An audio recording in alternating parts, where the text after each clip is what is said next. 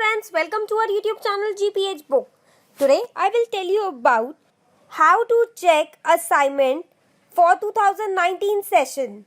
But friends, before starting the topic, please do subscribe our channel for more updates.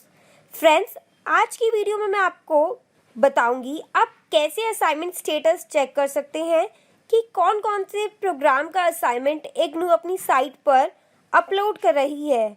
तो friends आइए जानते हैं। Friends, IGNOU ने कुछ सब्जेक्ट्स के असाइनमेंट अपनी साइट पर अपलोड करने स्टार्ट कर दिए हैं जुलाई 2019 सेशन के लिए। तो फ्रेंड्स, आप कैसे चेक कर सकते हैं, मैंने आपको डिस्क्रिप्शन बॉक्स में लिंक दे दिया है। आप जैसे ही उस पर क्लिक करेंगे आपका ये पेज ओपन हो जाएगा। फ्रेंड्स, आप स्क्रीन को पॉज करके देख सकते हैं। इग्नू ने एमए साइकोलॉजी के लिए फर्स्ट और सेकेंड ईयर के जुलाई 2019 सेशन के असाइनमेंट अपलोड कर दिए हैं अपनी साइट पर। ऐसे ही जो असाइनमेंट के स्टेटस इग्नू अपलोड करेगी अपनी साइट पर आप देख सकते हैं। सो फ्रेंड्स, आई होप ये वीडियो आपके लिए यूजफुल रही होगी।